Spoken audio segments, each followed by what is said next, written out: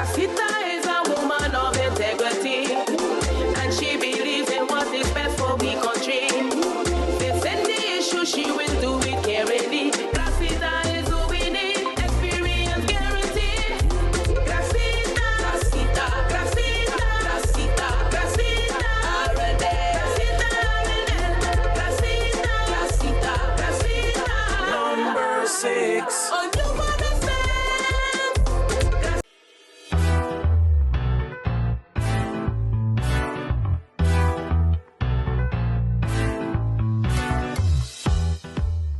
It's time to raise the bar, let's take it to the top. It's time to choose qualified people to rep for ya. From the prisoners to senior, she's right here for ya. Can't forget the education, it's time for better. She's ready and she's focused to get the job done. SXM, the time is now, let us all vote for change. Shamira is the candidate to represent for us. She's gonna represent us locally and even to the Dutch. At SXM, we're taking travel and tourism to new heights. Here we boast spacious check-in areas, 10 passport control points, comfortable departure lounges, and an exciting new airport mall. Finally, there's an airport in the Caribbean that takes your travel plans as seriously as you do. Princess Juliana International Airport. The experience will move you.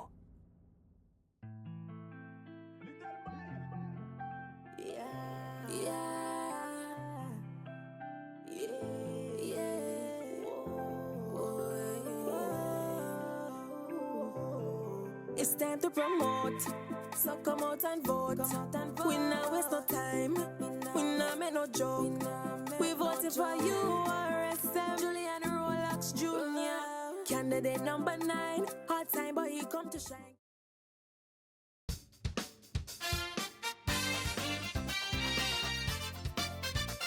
Welcome to the late night show. This is not that type of party. Don't get used to this. Let's take a look back at the debates this past week. Just a quick highlight. Let's begin. Welcome to a special edition of Late Night Show with Andrew Dick. Of course, it's the great debate straight until the elections 2024. January 11th is the day. Of course, political parties have been sent invitations. All 8 political parties have been sent invitations for the next coming weeks. Of course, all parties have an opportunity to come on free of charge to speak to you, the voter, so that you can get an idea as to what they're all about, the candidates, and also the political parties involved. Very important to mention today, we invited the ECE. We invited the Now Party and we invited the USP Party. Now, as far as the No Party, they were not able to send a candidate for today. So hopefully for the next program, they will send a candidate. Then we replaced them with the United People's Party, and the United People's Party sent Armand Meda, and he's going to be also making an introduction. And of course, the ECE, the leader, is here, Mr. Wigley, who will be also giving you an introduction as soon as I finish. As far as the USP is concerned, they were supposed to send also a candidate. They had to confirm that Mr. Curtis Thomas will be coming. However, last minute, they canceled. I don't know why. So we just have to leave it up to them. But we given every party an opportunity to speak to you because we do this for the entire 4-year term, for the whole term. And yeah, if they don't come, they don't come. But we're going to offer them, each and every party, the opportunity to speak to you, no matter what happens. All right. Let me start off with the introduction. We start off with the leader of the ECE. It's a really good day. Good morning, Andrew. Thanks for having me. It's evening. We are ready in the evening. Good evening. Sorry about that. Thank you for having me. My name is Nigel Emmanuel Wigley. That's the initials NEW. That's why you always see me saying vote NEW. And I'm from ECE. That's Empire Culture Empowerment.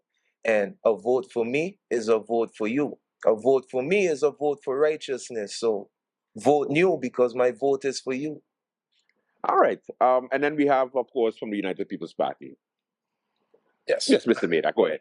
All right, Andrew. Thank you for having me. Good evening to St. Martin. Good evening to everyone. Good evening to the voters of St. Martin. My name is Armand Meda. I will be contesting the upcoming parliamentary elections on the United People's Party as candidate number 15. While we're still going up, we're also pushing St. Martin forward. And we have seen throughout the years that the Up Party, specifically the Up Party, have worked for the people in best interests, and we will continue doing so. All right. Gentlemen, very simple. We go on different topics. We can talk about what's hot and burning at the moment, or we could just talk about your political platform, what you stand for, what is going to be your focus this campaign season. Welcome to what we call the Great Debate, of course, part of the late night show. And of course, we continue our debate series until elections 2024. January the 11th is the day. And we invited three parties today. The Democratic Party was one, the National Alliance, and the URSM. The Democratic Party wasn't able to send a candidate, so we gave the next party an opportunity, which is the United People's Party. So we have the United People's Party in the House today. Then, of course, National Alliance did send somebody. Thank you so much. And of course, we have the URSM. We're going to go and we're going to talk and get to know these three candidates before we go into the discussion. So let me start off on my right. And that is, of course, from the the URSM. How are you doing, sir? I'm very well, thank you. Andrew. You know I was going to do that, right? Definitely. Okay, Well, my name is Herbert Martina, and I represent the URSM, which is the Unified Resilience St. Martin Movement. I'm candidate number 4, and caring for country, community, and people. All right, and then let's go to our middle. Yes, I'm Louis Hertel, your candidate, number 17. You got to use the big boy voice to them because the mic got to make sure it pick you up. My name is Louis Hertel. I'm candidate number 17 on the National Alliance Party. I've been working in government in senior positions for the past 4 years, and I'm happy to be here. Thank you for having me. All right, and then of course the United People's Party. Andrew, what's up? How are you doing, sir? I'm good. Yeah. Pressburg Brown, United People's Party number 14, with fixing your basics this election. Fixing your basics. Interesting. All right, gentlemen. Of course, debate, open discussion on. Welcome to another installment of what we call the Great Debate, special segment of the Late Night Show. Of course, I'm your host, Andrew Dec. Today, we have two parties represented on the program. Now, the Democratic Party was supposed to be here today. However, no show, so we decided those who actually want to participate in our election process.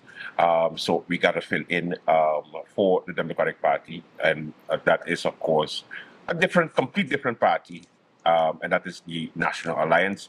And of course, the ECE is here in the House once again, the leader and the only candidate on the ECE. So it's not hard to make a choice, right? Nope. Good evening to you guys. How are you guys doing? Let me start off with Mr. Foston. Yes, go ahead. Good morning. Good morning to everybody. My name is Ishmael Kenneth Foston, number 23 on the National Alliance. Thank you for the interview, Andrew. Thank you for the invite, Mr. Wogley. It's nice to be here as long as I'm with you. Hope to have a good debate. I was just about to say, are you shaking hands? This thing looking good. All right. Let me send Mr. McGee. Go ahead. You already know who I am, the one-man party from ECE. That's Empire, Culture, Empowerment. My name is Nigel Emmanuel Wigley. Vote new. My vote is for you. Okay. You changing slogans every time you come on the show, man. All right. Now, The voice of the people. And the name. When he came out, it was Nigel Emmanuel David Wigley. Always those four. You always remember. Because it's vote new. It's vote new. You know what I'm saying? Vote new.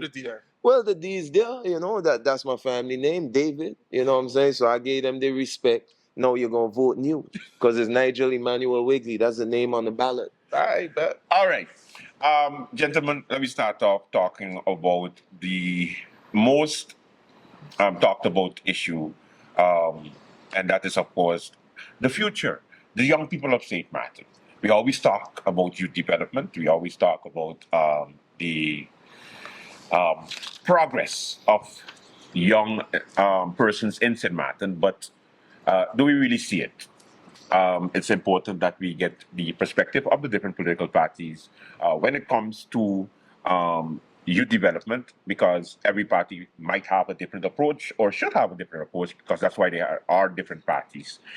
So hopefully we get to get the distinction. Back in office, they can't deny he leads with pride. And I don't mean to be boasty, but I'm walking for way. Together as one, we can get the job done. I'm walking for way. Number two and anybody, for sure we solid with heat.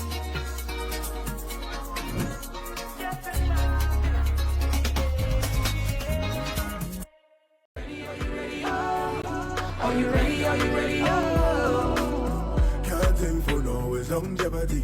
When time go round, you gonna really see who for you in hard times the reality. So please think twice when you choose to give a seat. Moving forward, we gonna need stability.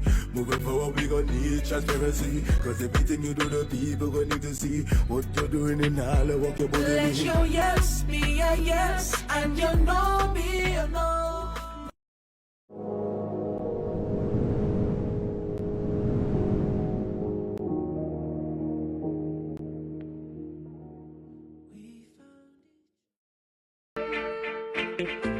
They can't keep a good man down. Always keep a smile when they want me to frown. Some of them even say it's the guns on one coco, so they won't let me play. And they blaming polio. Who they think they could fool? All we know they better do pass. Polio or no polio, man we won we must. Mama when they hear they go get the carnival. All masqueraders on here. Well they didn't care if it was official, but they start turning peace on the street. And they start to jump around, and they start to tumble down, and they fall down on the ground. Yes, they see how they did. But what was so comical in the midst of Bacchanal? Rain comes and wash out Martin Bay. Who they think they could fool? All we know they better do pass. Polio or no polio, man we won we must. Mama when they hear they go get the carnival. All masquerade.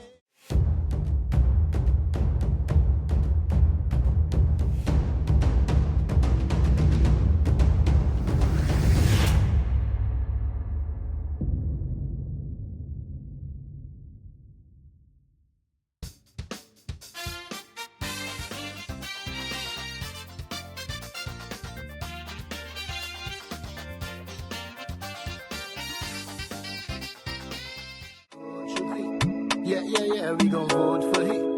Yeah, we gon' vote Chupi. Yeah, we gon' vote for him.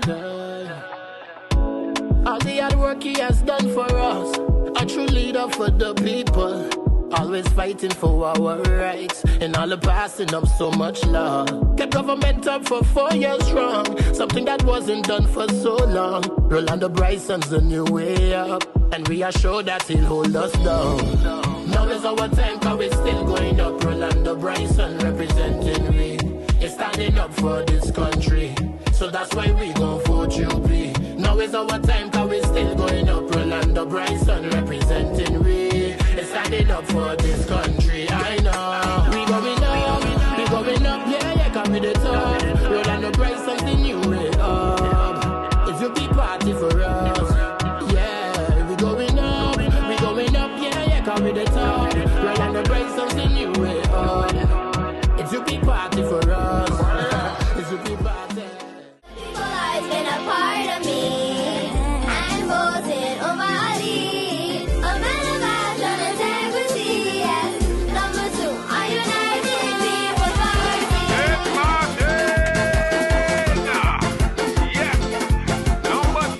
And this is something that we look forward to do. Carl & Sons has delicious food to fit your lifestyle and go easy on your pockets. Carl & Sons, your #1 spot for breads, pastries, cakes, sandwiches, breakfast, and lunch. Check out Carl & Sons today on Pondville and in Coal Bay. The holidays are here and so is the Christmas ham at Carl & Sons. Get your Christmas ham sandwiches or Johnny cakes this season. Add a choice of cheese or egg, or have all three. You can't go wrong with either one. Follow them on Facebook, and don't forget Fun Miles is your friend at Carl & Sons. St. Martin, we probably go far, and we know, search for a sign of a change. And you know it got days when you feel like a zero. I woke up this morning, but feel like Mark Mingo. Tomorrow be a better day. Respect is the key, education gon' matter, so don't you try to run away. St. Martin, the place where the food is good, the people is good, the music is good. We living like we on a rose. They try to take us down, but I'm thinking cause they really don't. Misunderstood. Oh Lord, help us protect ourselves, help us look in ourselves. We're searching for what they call the fire that's in ourselves. I just want to see the best for my motherland. I just want the whole world here to understand that we came from the bottom of the sewer, now we heading way up, high up unto Wonderland. Opportunity is yours, so make it happen. Take an action.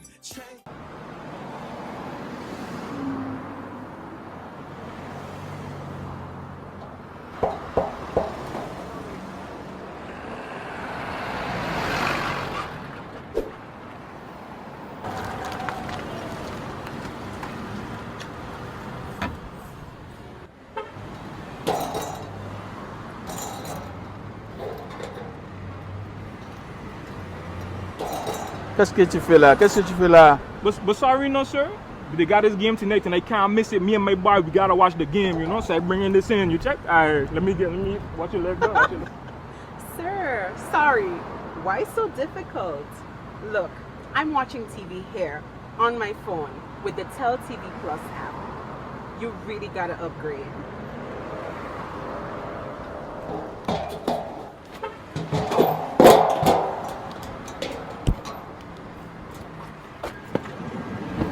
Okay, so Miss, tell me about the Tell TV Plus. I hear about this. Okay, so once you apply for Tell TV Plus, you can enjoy it anytime on the go. Anytime? Anytime. On the go? On the go. You simply download the app, log into your account at any time, sit back and enjoy. You will never have to miss your match. Yo, bus driver, take me back to tell him now, please.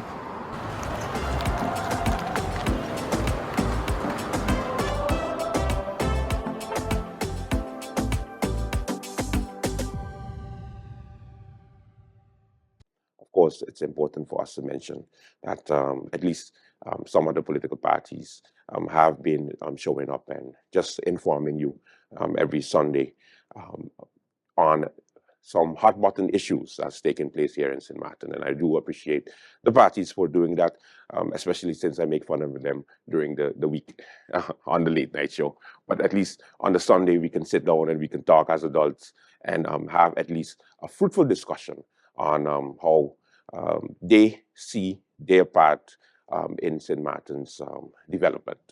Okay, so thank you so much for joining us for another program today. And today we are joined by the Now Party, first time on the program, and of course, a good friend of mine, MP Claudius Boncampo. Let me not forget the suspended. How are you doing, sir? Yeah, grab the mic. How are you doing? I am doing well, Andrew. Thank you for allowing us to come. Indeed, you did invite us in the past, but I was off 2 weeks. Yes. I was off island, so I was unable to attend the meeting, and the leader of the party was also at IPCO and then Parlatino, so the two tapings were also missed. Yeah. But we will gladly be here when we need to, or get the opportunity actually to showcase our platform a little bit and explain people what the Now stands for, Yeah. instead of just the talk and hype. Very nice, of course. And we are here with the leader also of the new political party. So we're lucky to have two new political parties here. That is, of course, but no stranger to politics, Dr. Luc Mercelina. Good day to you, sir. Mr. Friday Dec, good day for you too. In the first place, I would like to thank you in the name of the board, the committees and the members of the USM for the invitation that you gave us for me to be here today. it's a great honor for me to be today in your in your program. Thank you very much for the invitation. Always welcome. Okay, we're going to be joined shortly by the United People's Party representative, but we're going to start off the program at least giving the opportunity to the two new political parties that are here. Maybe you can give us a quick introduction also on the NO, what the NO stands for. And of course, a number of candidates have been launched throughout the weeks. We're starting early, man, Mr. Boncampo. Andrew, we are not starting early. Elections are going to be early. There's a lot of talk, and it's for the account of this one, it's for the account of that one. When you see and hear that motions of no confidences are coming, not against one minister, but for example, two ministers in the next week or two, then you have a serious breach in your government accord. That's factual, that's politics. So some of them are getting ready. Otherwise, why would the son of the former leader roll out such a big launch in January or February when we're supposed to be doing it in January next year? Look, those that don't understand politics, I do understand for them that they will go along with the Kool-Aid that's being given. Now we are a little different. We stand for three things: nation, opportunity, and wealth. We believe that this nation needs to become wealthy if we want to ever discuss independence for the nation, St. Martin.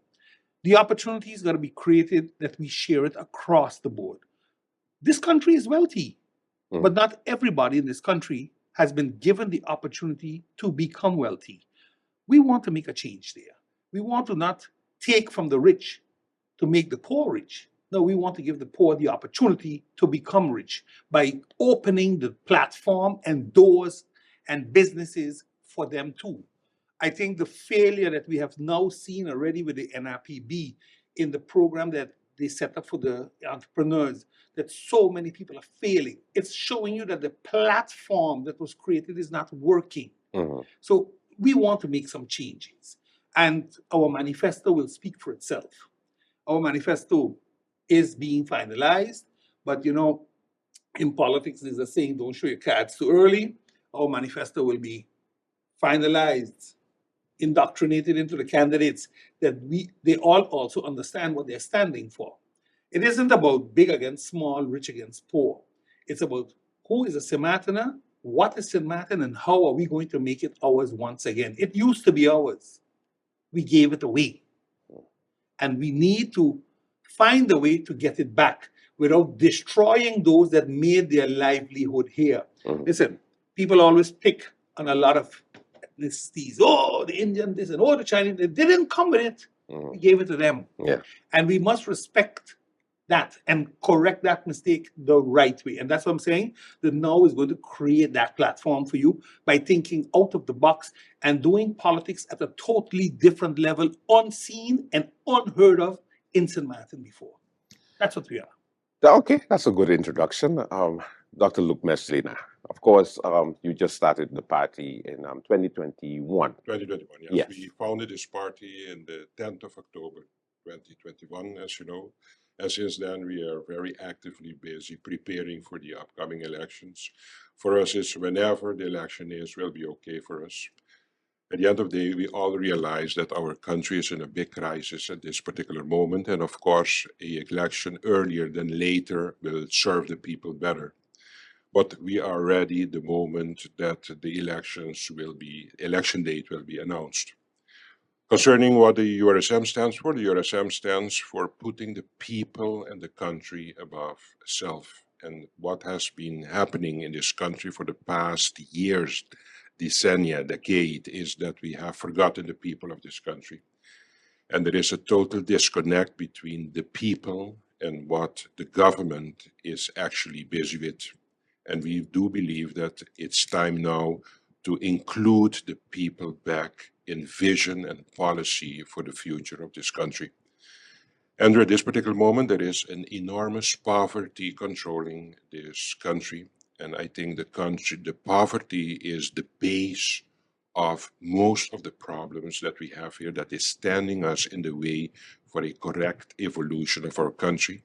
And the URSM, as I said, stands for the people. And I think standing for the people means that we are focusing on housing, healthcare, and education for the people of this country. And of course, on the pillars that forms the concept of a autonomous country and what actually St. Martin is on paper, but actually in practice not still the case. Okay, thank you so much, Dr. Luke Mesrina. Of course, the topic today, gentlemen, is public health care. It's been a situation for quite some time. We can start off with, the recent deaths that took place overseas, with a number of locals and persons who reside in St. Martin are referred to different countries while we are unable to get the doctors to work here in St. Martin. Of course, I know the leader of the Now Party has been very critical of this government in particular when it comes to the referral process and also getting healthcare persons, professionals here in St. Martin. I know, Mr. Van Kampen, you could add some. No, to that. I think you have to put it in perspective this way. About 95% of the referrals don't happen anymore. The people are staying here. They're not referring people out the way they used to anymore. It's in real serious cases that a referral still takes place. The problem is, where we have an objection is the BIC registration. The BIC registration is a methodology that is used for evaluation of the quality of the doctor or the nurse or whatever you want to bring in as a specialist. My problem is, if we are referring people to hospitals in Colombia, hospitals in Curacao, hospitals in the Netherlands, hospitals in the United States of America, or French St. Martin, Guadeloupe, Martinique, you name it, they're not necessarily BIC registered in Martinique, Guadeloupe, Colombia, America. Yet we allow people to work on them. When those people want to come and work here, they're not accepted because they're not BIC registered. Now, this is a problem that we have to review in the law, how we can address that. That is one of our concerns. I firmly believe that the new hospital, if and when it comes, can serve the purpose that it should truly do. And that purpose is more than just making people better, because it has to become sustainable. At this point in time, the hospital is not sustainable. It's not going to be sustainable. There are a few things in healthcare that we miss all the time. Healthcare has changed from the regular, go see a doctor, go to the hospital, get a little checkup, get a little fix up and go back. People are living longer. So the funds in SLV and in the hospital can't hold it more. You'll have to change. There's going to have to become a serious change going to have to come.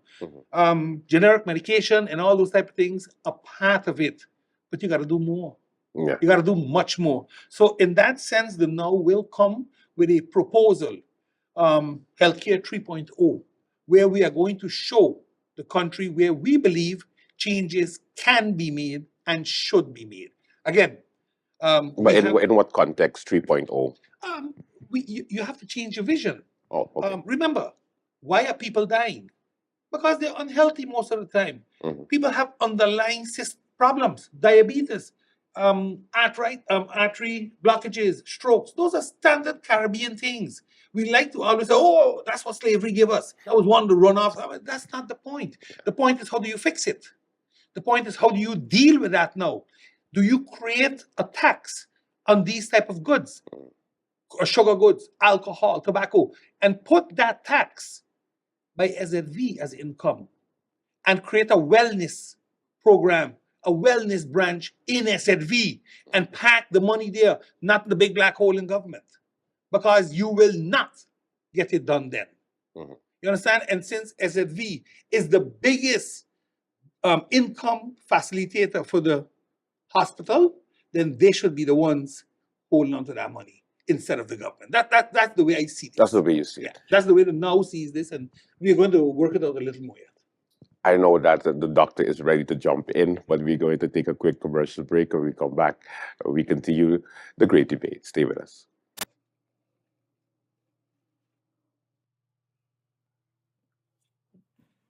So, season is coming out tonight. Why are we watching the TV show? You know, Mom want to activate Tell TV Plus for a whole month just for one night.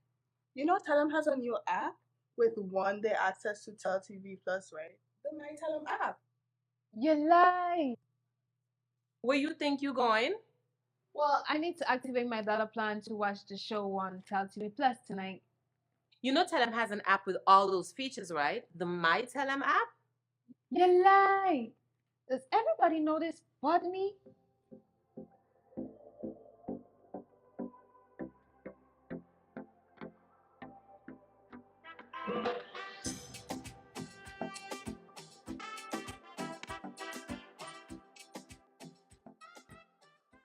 And welcome back to the great debate. Of course, we continue interesting discussion on this Sunday evening. Of course, we're starting the week properly with discussing healthcare for St. Martin. Of course, we have representative of the United People's Party, the leader Rolando Bryson, MP, and also the leader of the URSM, Dr. Luke Messalina, and of course, MP Claudius Boncamper. Representing the No Party. MP Boncampo, as far as government performance when it comes to public health, and then you can couple it with some of the answers or some of the positions that MP Bryson gave. But as far as their performance, and I want the No to be fair when it comes to looking overall on how the United People's Party handled the healthcare in St. Martin for the past 3.5 years. Thank you, Andrew. Let me just go back on two things.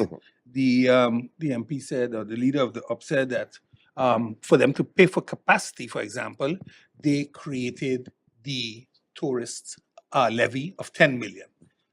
Again, this is something when the budget debate comes up that we will discuss, because it's a fictitious amount that you put in the budget to make your budget closing, because you have a very high overall 494 million guilder budget. But that's for the budget debate.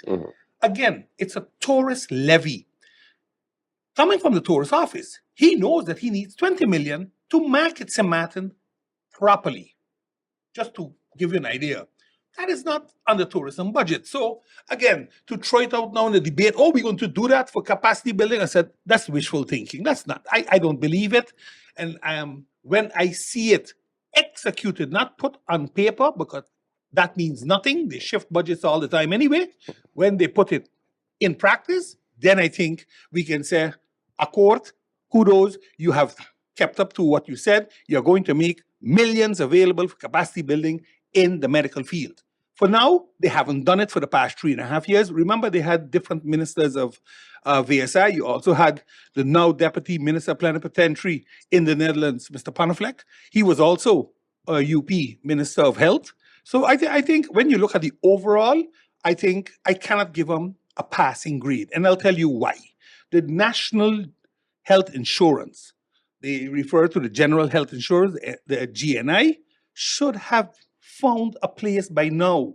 We are 13 years further. Yeah, but you were very critical of that, of how it was executed before. It has never been executed. Yeah. It was known by the NA days because my wife was also a commissioner of health. And she worked on it using the actuaries to find the issues, how you're going to pay for it, because that's the bottom line. What we got ourselves confronted with was that health insurers started to wiggle and say, we want to do it instead of SZV doing it. This is where things started to get shady. Oh, no, let me not use that word. That's unfair. Muddy, murky. You wasn't sure anymore what was happening. And I'm saying, let's be careful, because at this point in time, too many people have fallen through the cracks right now. We have what, 20, 30% that is not insured in this island. The National Health Insurance would have closed that gap. The problem with the National Health Insurance, it would be more costly because everybody that has an ailment, a handicap, or whatever, is taken up in that health insurance. You cannot exclude. Right now, an insurance company says, "Oh, you have cancer? I am not insuring you." The National Health Insurance cannot tell you that. They must insure you. Inclusion, equality, that's what it's about. That has failed? No. And that's unfortunately. And for that, primarily, I believe we could have done much, much better in the past 3.5 years. Doc, Andrew, there are two discussion points in healthcare. That is the financing of the healthcare and the organization and quality of the healthcare. Starting with the financing of the healthcare, you have to realize that 25% of this community is not insured. There is no healthcare financing system that can carry the weight of 25% of the populace not being insured. You have to be realistic in that. But we have to, if we want to do something with that 25%, we will have to focus on reorganizing our immigration first, because we have a too big load of undocumented persons in this community.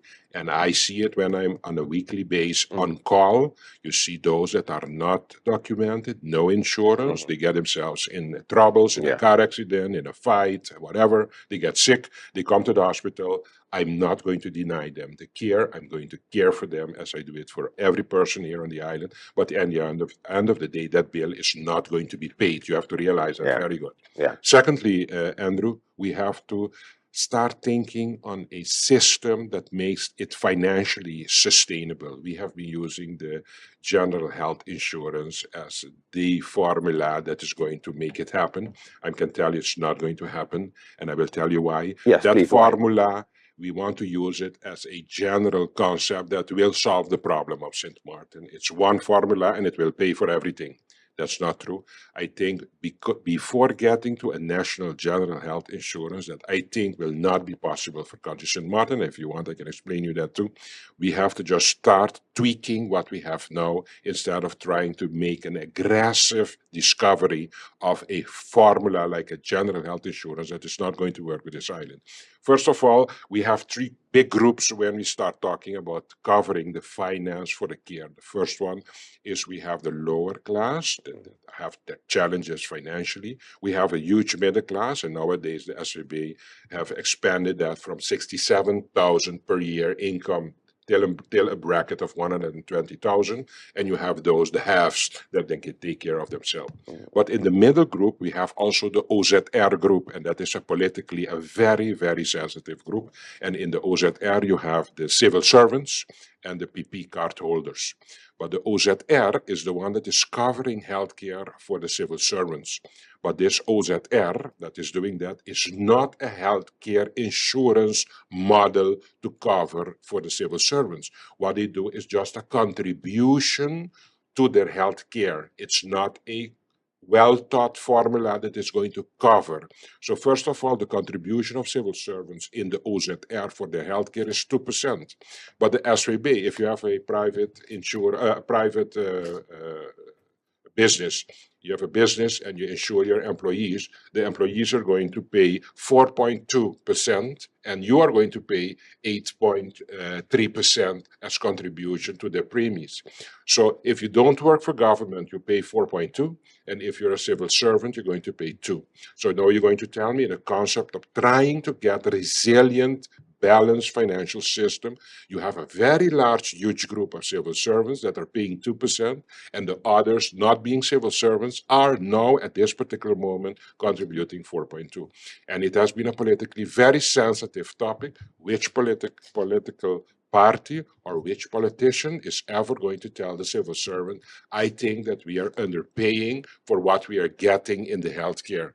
But if we want to solve the health financial problem of St. Martin, we will have to touch base on the continuation of the financing of the healthcare of civil servants in this country. And it's a politically very sensitive topic, but we will ask to have it because government is actually losing a lot of money by additionally paying the shortcomings of what the contribution is contributing to the healthcare of civil servants. And I told you, the civil servants pay 2%, And the additional that should be paid is an extra 2.2% to get to the 4.2 that all others not being civil servants are paying at this particular moment. But who is going to tell the civil servant now, instead of paying 2%, you have to start in these challenging times, pay 4.2%. We have to be honest too, and it's a very, very critical, difficult times nowadays for the people to get things managed financially. So, but if we want to really start organizing sustainability of finance of our healthcare system, we have to not forget that we have to tackle the financing of civil servants once more, look into it and see if it's correct how we are doing it. And secondly, realize that we have to do something with the 25% of people that are uninsured in our society. And most of the time, the 25% are poor people that live here, but there are 25% that is a huge part, are also the undocumented. Nothing against those foreigners here, absolutely not, but we have to be realistic that they are consuming healthcare, and at the end of the day, those bills are not being paid. Yeah. It's no problem, but we have to make sure that these bills are going to be paid. And if we want them to be paid, we have to organize our entry, our immigration policies in a way that we get a better control over that 25%. Also on the performance of the United People's Party as far as healthcare is concerned. No. Doctor didn't address that. No. What do you think about their performance? That's what I've said I in the spoke past about 3.5 years. The performance the following. At this particular moment, I do believe that we have a difficult healthcare system that we are offering to the people. First of all, our first line primary healthcare is not organized. It's not. If you get sick after 5 o'clock, can you find a family doctor here on the island to look at you? No. Why? Because there are no arrangements, no agreements, and no policies that have made it agreeable to everybody for us to have a family physician looking at you first before you go to the hospital. So everybody that gets sick after 4 or 5 o'clock or in the weekends, what they do, they rush to the emergency room. And then when the waiting list is long there, and then we get our stories, you're waiting too long at the hospital. But what about all the family doctors that we have distributed on the island to look at our patients? So if we want to organize healthcare for the people of this country, we have to put the people first. And the first person that has to be the contact person when you have a healthcare issue is your family doctor. Nobody is touching the kiosk of the healthcare organization, the primary healthcare of physicians on this island. That is first. Secondly, nobody is tackling the 25% of people that do not have an insurance. Thirdly, there are not enough programs to combat the complications of diabetic disease, the diabetes mellitus, and the hypertension in this country. And what we see, most of the people with complications of sugar disease or from hypertension are those in the lower social class, the less fortunate, and also the big group being the ones not insured because they do not have the money to go to a doctor. So they wait till last minute, and when they come to us in the hospital, it's already too late. And then it becomes also very expensive because then we have to be more aggressive with them. We need more expertise, more medication to help them. So it's going to be very, very, very challenging to get a balanced healthcare for country St. Martin. And I do not see programs at this particular moment that are controlling the basic diseases in a way that we have great prevention of those diseases like hypertension and diabetes disease, complications like blindness, eye complications, kidney diseases. We have at this particular moment, Andrew, 87 people that are being dialyzed 3 times a week in our hospital.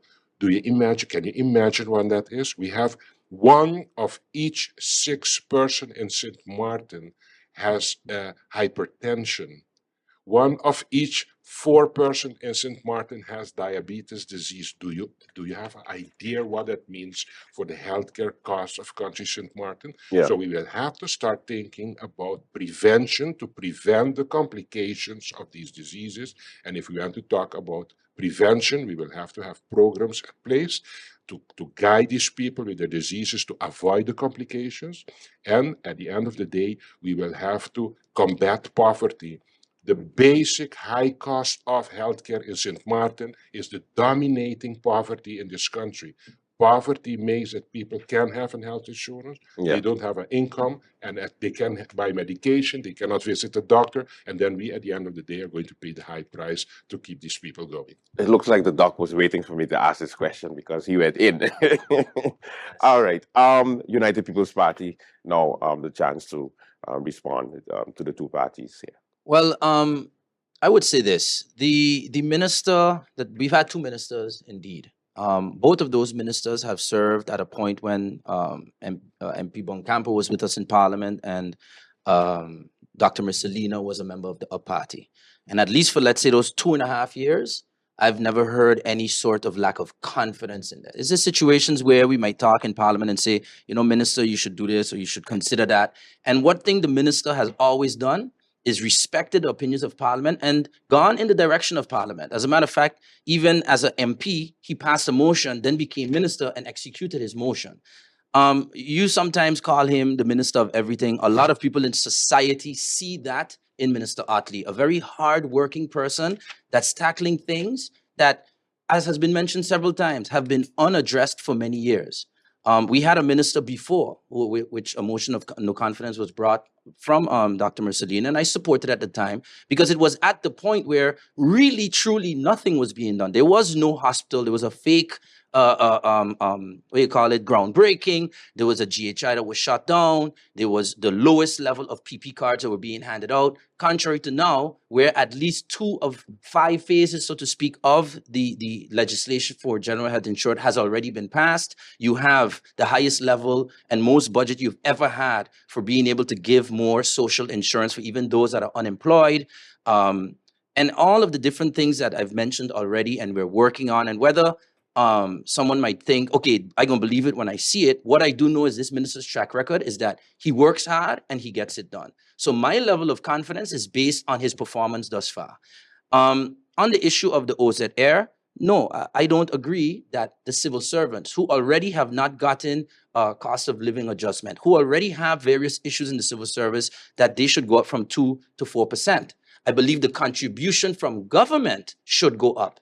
And just like in a normal system, you have an employer contribution and an employee contribution. What have we already done? There is now, for the first time since last budget and this budget, an additional contribution of 6.5 million guilders that is coming from government to the SZV as a compensation to the OZ Air, which an agreement was made, which the SZV found well, which was audited by SZV, that found that this is a good solution to it.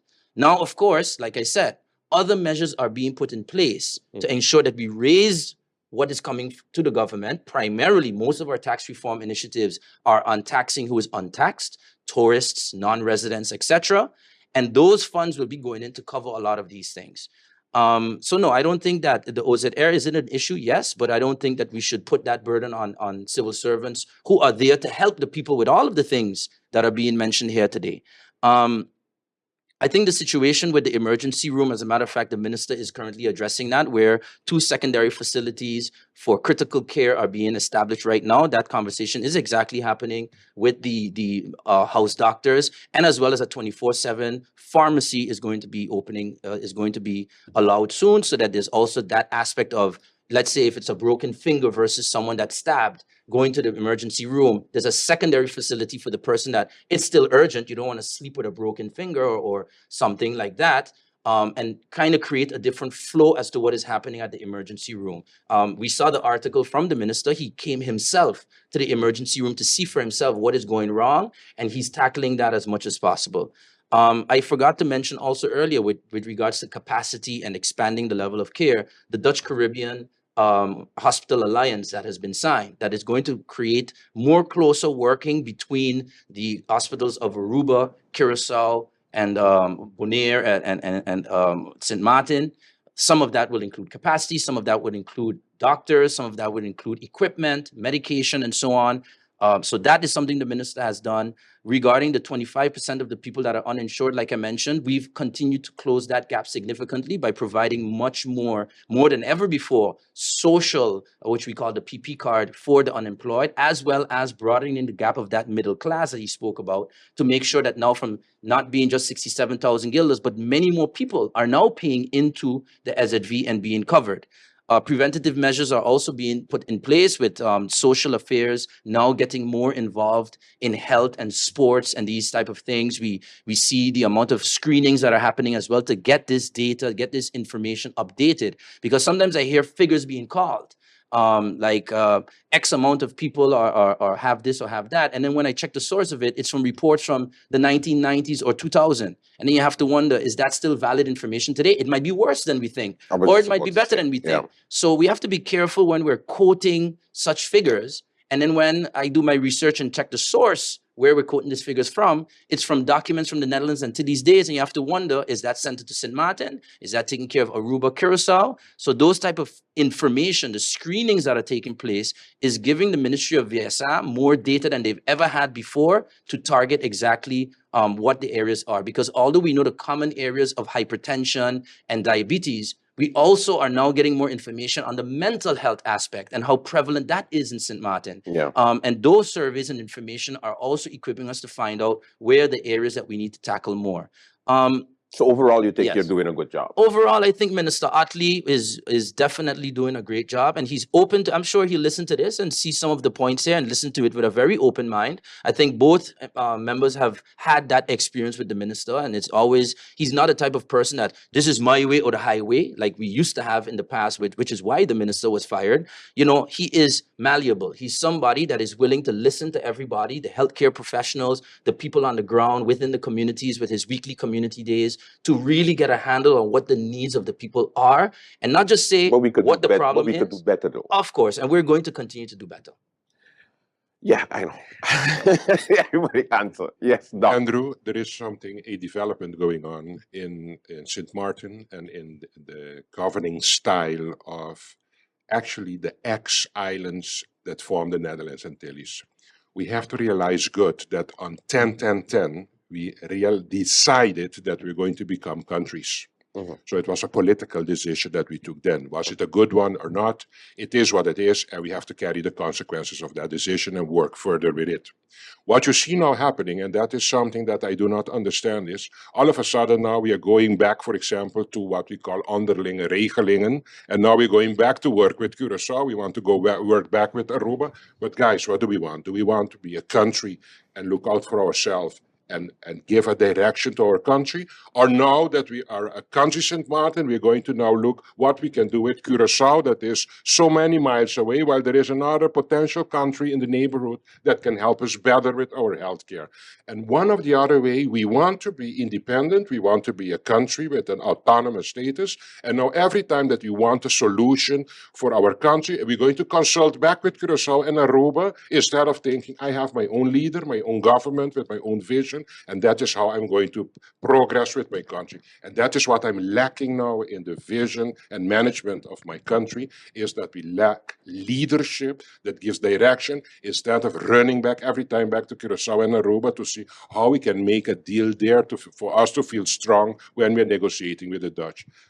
Our system is we are a country in the kingdom. We have to do what we have to do, and we are not here to please other countries in the ex-Netherlands Antilles. We are here to please the people of this country, and we have, if we want to fix something for our country, we have to do it on our own in negotiation with the kingdom government, and that's it. Instead of every time again going back to onderlinge regelingen to keep us going while they're playing us out in this kingdom. Thank you very much, Doc. Just to close, I know time is going to be pressing now. Yes. I think it's very important that we understand the problem with healthcare. And we talk about finances, but we work that into our own demise. We have people insured by SFV, and their whole family is insured, but just the worker pays. So there's a worker, he has a wife and 4 kids at home, they get insurance. Because it's the family insurance. That's, you know, they changed that when it was in Curacao yet, because nobody wanted to take the decision to say the family got to pay. So the family is also insured, and that puts a significant burden because 1 pay and 5 getting help. This is where we got to take a political decision. You pay for whom is insured. This is not about 2% and go to 4.2. That's an added value that a civil servant got. So I cannot support a doctor on it. I'm a civil servant too. It's an added value, just like how they get a pension. Other people in the private sector don't get pensions. They don't get nothing.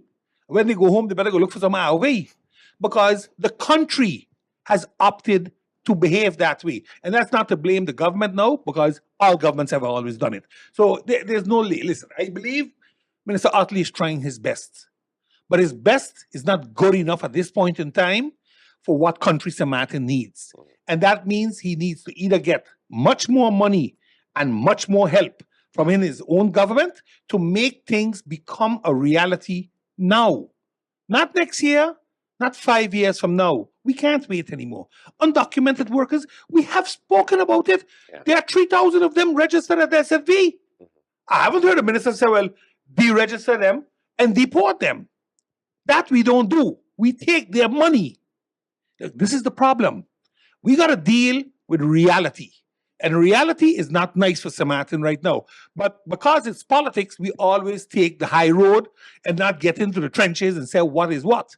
I did it on Pawn Island. They had me to kill. Today we're giving away $14 million to people that were living in squatting on government land. So again, I am saying let's deal with the issues straightforward. It's not about politics always. Politics plays a role in campaign, but after that, we have to govern. And if we can't do that correctly with each other, then the country has a bigger problem than just some politicking.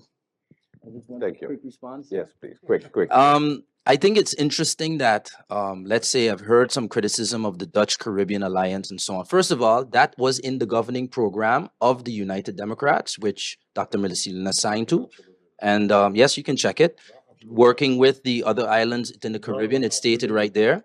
And in addition to that, the fact that the countries work together, for example, getting doctors from other countries, we get doctors from Curacao, from Aruba all the time.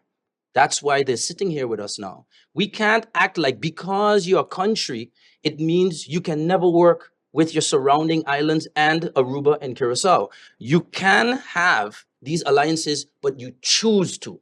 You do it on your terms. When the Dutch Caribbean Alliance first came, there were many things in there that we did not agree with. And we said, no, no, no, no. This is how we want it to be because we think this is good for us. Then you enter into that agreement. I absolutely don't think it needs to be unilateral as it was in the Netherlands until these days. But if we can choose, if we for St. Martin see a benefit in working with any country, the Netherlands works with Germany, they work with Belgium, they work with France. If we see an opportunity to work with the French side, Aruba, Curacao, and other islands to the benefit of all people, absolutely we will do it. And I'm happy that our minister is doing it. Okay, let's close because we will go on the whole day and take the whole Sunday for on public health. Of course, gentlemen, we need to continue this because guess what? We didn't even go into the general hospital, which is such a pity because You can say we were. and we were, but I mean, hey, listen, we have someone that doesn't deliver on a promise. Oh yeah. All right. Thank you so much, gentlemen. Of course, quickly, like 2 minutes, like 1 minute, like less than a minute, closing remarks from the now, MP Bongampo. Thank you very much, Andrew, for having us here. Thanks to Mr. Dr. Marcelina. Thanks to MP Bryson. I think it was a good discussion. I think the parties are showing a little bit where they stand, what they believe in, and I think that's important for the public of St. Martin. If you're going to polls to elect a party or a person, I think it's very important that you understand what they stand for and not just the hype with blowing horns and waving flags. I think these discussions do well in that. And for the now, I want to really thank you for giving us the opportunity to discuss healthcare. Thank you so much. Doc. Andrew, once more, thank you very much for this opportunity that you gave me today to represent the URSM, the Unified Resilient St. Martin Movement. Of course, we're looking forward to the upcoming election, because we are a new political movement and would like to be part of the upcoming next government of Country St. Martin. And I can promise the people of St. Martin, it's time now to put the people and the country above self. Thank you very much. Thank you.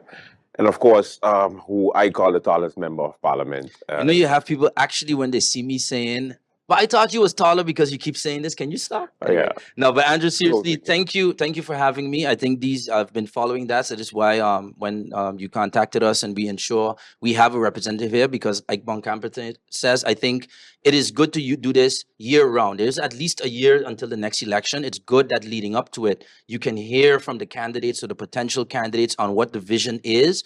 It's unfortunate that some other parties choose not to participate, but you can count on the United People's Parties present at this great debate, as you call it. Great name, by the way. And I think we look forward to having more presence and having more discussions. Thank you.